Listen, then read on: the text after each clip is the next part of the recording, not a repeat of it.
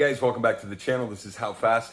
I decided to try something a little bit different this week. A couple of my cameras, one or the other, my Nikon or my GoPro, they're giving me trouble the last couple of weeks, and editing the videos has become harder and harder. It's just, there seems to be something wrong with the sound and linking things up. So this week, I'm shooting it on my phone. Let me know what you guys think. Do you like the video? Do you like the sound better? Or do you like the old raw GoPro kind of stuff? You guys let me know in the comments down below, and we'll see what we can make happen to either keep using this or get another camera, which I don't want to do, but if we got it, we got it. So this week, we're going to keep working on the brake lines, but we're going to be flaring our fittings. Here are the two T-fittings that we need, and I'm hoping to run one of these on the driver's side, splitting off to the passenger, and then one in the back that splits off between the two sets of wheels. But before we do that, we have to flare them all. And, you know, I haven't done that in a while, so I'm thinking we're going to cut a little piece off. We're going to do a little test run and just make sure that I remember how to do this and I can do it well and consistently so that we can flare out all these lines we bent up last week. But before we get into that, even before that, I want to give a huge shout out to our tool sponsor, Olsa. I've got a special package in the mail, and I want to show you guys what they sent us. Now, I know some of you guys probably think, hey, Justin seems pretty organized. Nothing could be further from the truth. I try my best. I try to, has a lot of tools and a lot of parts, and this garage is not small, but it is filled to the brim. And over the years, you know, of moving and working, you're constantly losing tools or misplacing them, and especially in moves and stuff like that, sometimes, you know, stuff just gets thrown in. You don't get a chance to really sit down, clean, and organize things. And today, I'm going to show you something I haven't shown anybody on YouTube or on HowFast, for that matter. I'm going to show you guys what the inside of my socket drawer looks like. And some of you guys will know exactly what I'm talking about. You have the same problem. Take a look at this. It's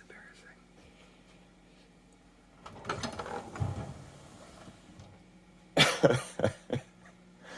I know, guys. I hate to admit it, right? It's a disaster. But what do you do with these things? I mean, I have this drawer. I could stand them up. But then every time I close the door or open it, they fall over. I've tried putting them into orders, but you know, when I'm done a job and I'm exhausted and I'm covered in sweat, I just toss them in here, and this is what we end up with. And it's been like this for years. And like, no matter how much I try, I can't keep these things organized. And that's where Olsa comes in. Take a look at these. So these are some of Olsa's magnetic socket holders. So they've got a symmetric set and a standard set. And let's open these up. I want to open these up and show you guys what they do.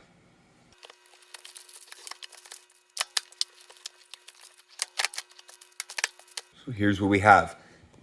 Now, you think, oh, a piece of plastic with some holes cut in it. How convenient. Yeah, it is convenient. Really convenient. And it gets better. Yeah, you can put these in here. You can put your sockets in here, but check this out. Oh, yeah, pulling the table off there. These have some super strong magnets on them, so that when you put these down, they're not going to fall over in your drawer. And what's better is they're magnetic on the bottom, so your sockets stick in there. And if you want, you can stick it on the side somewhere, and your sockets will stick right in them. Great tool, awesome for keeping things organized in our filthy drawer here. And you know what? I'm also going to be able to keep one in the truck because they've sent us a smaller set here for all the smaller stuff. So like these larger ones go down to 1/4 inch. These small ones go all the way down to 1/8. Maybe it's worth keeping one of these around here and the other in the truck. Or I still have this set here. And I was thinking, you know, maybe I could talk to Olsa and we could do a Olsa tools giveaway, and you guys can maybe get your hands on these. Or maybe if Olsa has some other tools they want to give the HowFast family an opportunity to try out, I'll talk to them and we'll see if we can get some of these in your hands.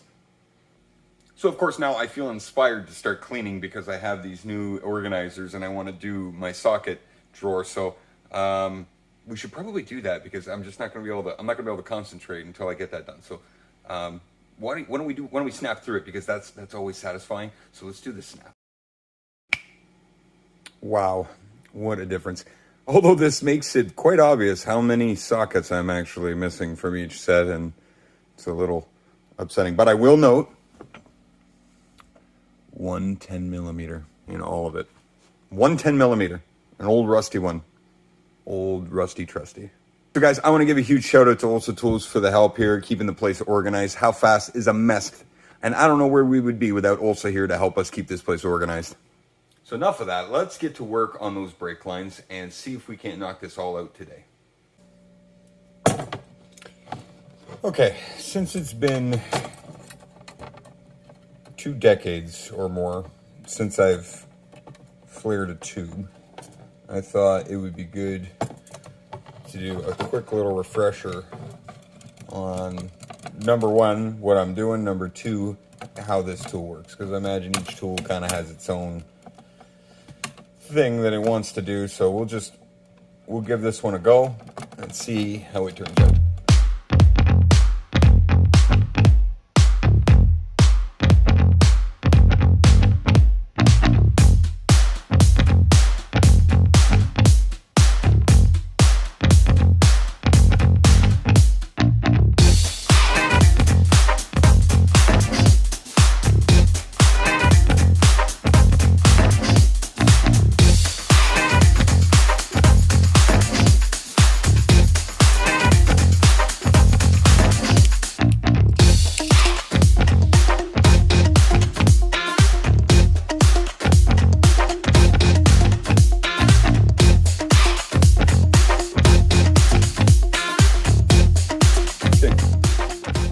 Massaging, we got her in.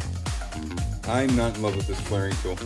This yoke, I don't know, like look at how much force I have to put into this thing to get this to flare. I'm having to resort to different methods, but I feel like that's gonna seal. It's gonna seat really nice. So hopefully, let's give it a shot. We'll put it in and then we can mark where this one needs to go, and then we'll pull it out, cut it to size, and we'll flare the other end of this for that T-fitting.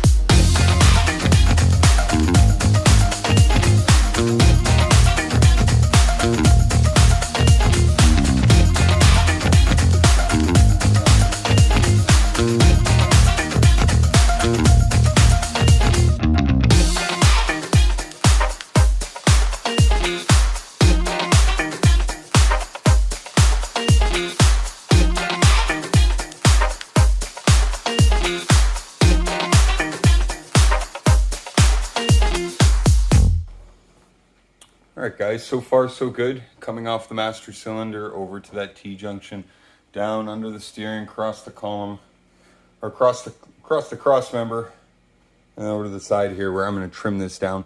I have mounts now to mount all of this to the chassis, so we'll pull out a couple of self-tappers or maybe find some existing holes because this thing's full of them, and we'll bolt all this down. Got one last piece here before we get to the back section after this metering valve.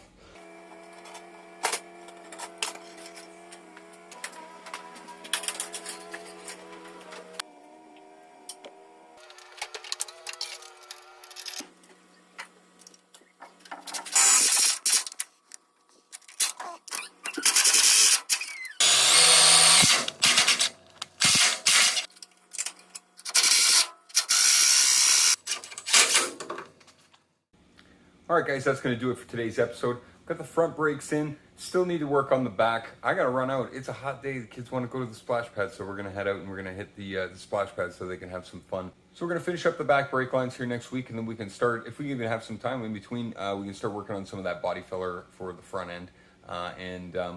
Once those brake lines are in, we might as well just put the engine in too. So if you guys want to save 10% on some Olsa tools or some of their organizers, you can click the link below in the description and make sure to tell them HowFast sent you. Last week we didn't have a trivia because we did have a winner, but this week we're going to continue on. But this won't be for any How Fast swag. This will be just for fun. So I hope you guys answer, and I hope to hear your comments and questions below. So this week's question for the How Fast trivia is, in which country were Saabs manufactured? Your options are A, Sweden, B, Germany, C, Denmark, or D, Poland. I look forward to hearing you guys' comments and questions. I'll catch up with you guys next time. Find out how fast we can make this car go.